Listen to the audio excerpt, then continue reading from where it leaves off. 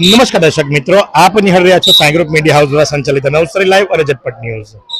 અમે આવ્યા છે શાળાની અંદર, એક એવી શાળા કે જેનું નામ ખૂબ જ પ્રચલિત છે, ખૂબ જાણીતી છે, ખૂબ જૂની છે.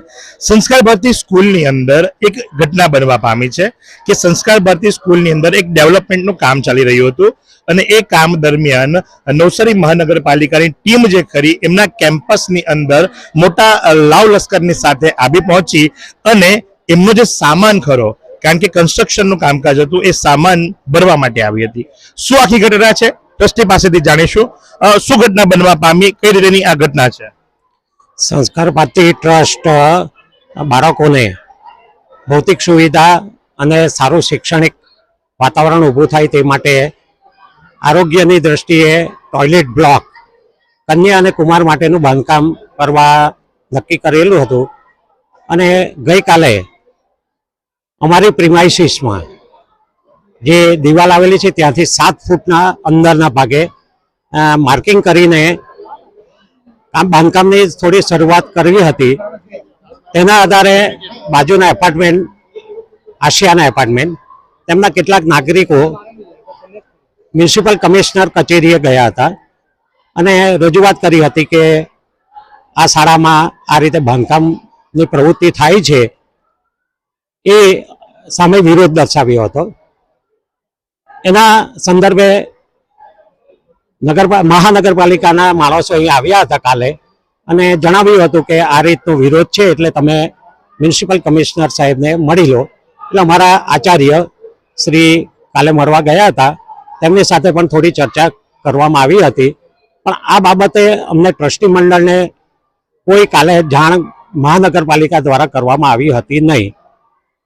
આ સંદર્ભે આજે ફરીથી એપાર્ટમેન્ટના કેટલાક નાગરિકો ફરીથી રજૂઆત કરવા ગયા છે કે હજુ બાંધકામ ચાલુ જ છે.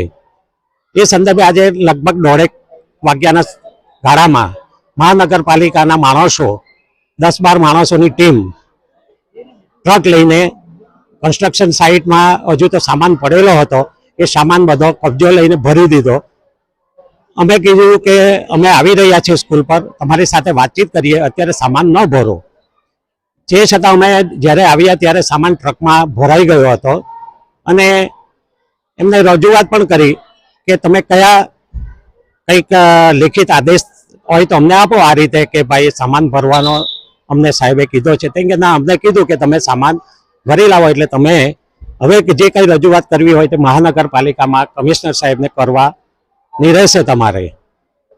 આ સંદર્ભે અમારે એટલું જ જાણવાનું છે કે આ બાબતે અમારા સંચાલક મંડળો જે શિક્ષિત સમાજમાંથી બધા આવે છે, સમગ્ર ટ્રસ્ટી મંડળ, અને નવસારીમાં વર્ષોથી એક સંસ્કારી નગરીમાં બધા શિક્ષણ સાથે સંકળાયેલા વ્યક્તિઓ હોય, અમે એવી આશા રાખતા હતા કે અમને બોલાવે, સામેની જે કંઈક નાગરિકોની અરજી છે તેના સંદર્ભે ચર્ચા કરીએ, એનો કોઈ ઉકેલ લાવવાનો પ્રયત્ન કરીએ.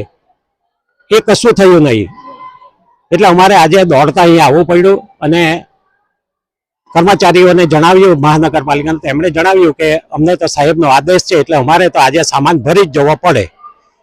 આ બધી વાતોથી એવું લાગે છે કે હજુ પણ કંઈક સુમેળભર્યો ઉકેલ આવે અને વિદ્યાર્થીઓની સુવિધા માટે જે અમે કાર્યરત છીએ તેમાં સૌ મહાનગરપાલિકાના મ્યુનિસિપલ કમિશનર તથા તમામનો આમાં સહકાર મળે એવી આશા રાખું છું. આ બાંધકામ કરવા માટેની કોઈક લેખિત પરમિશન આપ દ્વારા લેવામાં આવી હતી ખરી? ના, આ બાબતે હજુ કોઈ પરમિશન લીધી નથી. અમે માર્કિંગ કર્યું છે અને જરૂર જણાય તો અમે એ બાબત પણ કાર્યવાહી કરીશું. કારણ કે જ્યાં સુધી આપણી પોતાની પ્રિમાઇસીસ હોય એની અંદર કોઈ કન્સ્ટ્રક્શન કરવાનું હોય તો પરમિશન લેવી જરૂરી બનતી હોય છે. બાંધકામ શાખાની જે હોય એમાંથી પરમિશન લેવાની હોય છે. આ તમારું જ્ઞાન છે. ભલે આ પ્રાઇવેટ પ્રિમાઇસીસ છે, પણ પ્રાઇવેટ પ્રિમાઇસીસની અંદર પણ આ જમીન આપણી હોય, મકાન આપણે બાંધવાના હોય તો આપણે રજા ચિઠ્ઠી લેવાની હોય છે. તો તે જ પ્રમાણે જે ટોયલેટ બ્લોક બનાવવા માટે આપણે જે જઈ રહ્યા હતા એના માટેની કોઈ પરવાનગીની કઈ તજવીજ હાથ ધરવામાં આવી હતી ખરી? ના, ચોક્કસ આ બાબતે અમે વહીવટી પ્રક્રિયામાંથી પસાર થઈને એ બાબતે પણ જે કંઈક પરમિશન લેવાની જરૂર પડશે તો અચૂક લઈશું. સાથે જો વાત કરવામાં આવે તો જ્યારે ટોયલેટ પોતાની પ્રિમાઇસીસમાં બની રહ્યા હતા તો લોકોને જે મનદુખ હતું એનું કારણ શું? એમનું કહેવું હતું કે ભવિષ્યમાં અમને એ ટોયલેટ બ્લોકને લીધે અમને થોડું મુશ્કેલી સર્જશે, પણ અમે એમ કીધું કે એમની સ્વાસ્થ્ય અને એની જે કંઈ સફાઈની જવાબદારી અમારા ટ્રસ્ટી મંડળની છે. એ ટોયલેટ બ્લોક બને છે તેની બાજુમાં અમારા વર્ગોખંડો પણ છે, એટલે બાળકનું સ્વાસ્થ્ય પણ અમારે હિત જળવાય તે પણ અમારે જોવાનું હોય છે. અને આ બાબતે તમે જોઈ શકો છો કે આ શાળા લગભગ 68 વર્ષ જૂની છે, ત્યાર પછી આ બધા એપાર્ટમેન્ટો બંધાયા છે. અને એપાર્ટમેન્ટ તમે જોઈ શકો છો કન્સ્ટ્રક્શન સાઇટ પર બિલકુલ માર્જિન છોડેલો નથી અને દિવાલની નજીક જ બધું બાંધકામ થયેલું છે. આપે માર્જિન છોડ્યું છે? અમે 7 ફૂટ દિવાલથી છોડીને અમે આ વિચાર્યું છે બાંધકામ માટે. પોલીસ પણ આવી છે, શા માટે આવી છે, કોણે બોલાવી છે, કારણ શું છે? જ્યારે શાળામાં અમારી ગેરહાજરીમાં જ્યારે આ બધા માણસો આવ્યા એટલે બાળકોને થોડું ભય જેવું વાતાવરણ લાગે, એટલે કંઈક નવા જૂની ન થાય તે માટે પોલીસને સતર્કતા માટે જાણ કરી છે આચાર્યશ્રીએ. તો જે પ્રમાણે આપ જોયું છે એ પ્રમાણે આ છે મહાનગરપાલિકાની ગાડી અને મહાનગરપાલિકાના માણસો, અને એ તમામ જે ખરા એ આ પ્રમાણે આજે સંસ્કાર ભારતી શાળા કે જે 68 વર્ષ જૂની છે એની અંદર જે દિવાલ છે, કમ્પાઉન્ડ વોલ છે, ત્યાંથી 7 ફૂટની જગ્યા છોડી અને વિદ્યાર્થીઓ માટે ટોયલેટ બ્લોક બનાવવાની પ્રક્રિયાનું માર્કિંગ કરવામાં આવ્યું હતું, જેનું મટીરિયલ આવ્યું હતું અને એ મટીરિયલ ભરવા માટે આવી પહોંચ્યા હતા. હજુ તો કાર્યક્રમ બાકી છે, કારણ કે મૂળ કહેવાનો ભાવ છે કે જે મહાનગરપાલિકામાંથી અધિકારીઓ આવ્યા છે અને એમને કોણે આદેશ આપ્યો હતો, કયા આદેશથી આવ્યા છે, એમની પાસે લખાણમાં શું છે એ પણ જોઈશું. એક વિરામ બાદ નિહાળતા રહો નવસારી લાઈવ.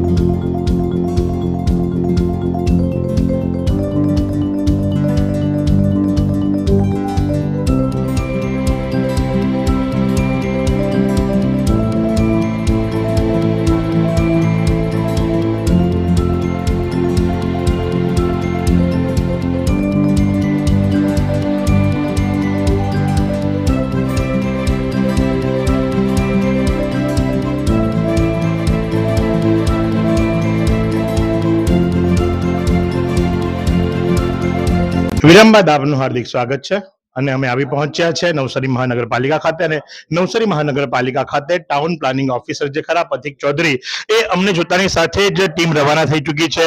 લખાણમાં ન હતું, તમે ડેપ્યુટી કમિશનર પાસેથી લો, જો કે હાલ કોઈ નથી, ફોન પર વાત કરતા કરતા નીકળી ગયા. મૂળ કહેવાનો ભાવ છે કે ભાઈ જ્યારે માહિતી આપવાનો વારો આવે છે ત્યારે અધિકારીઓ ગાયબ થઈ જાય છે.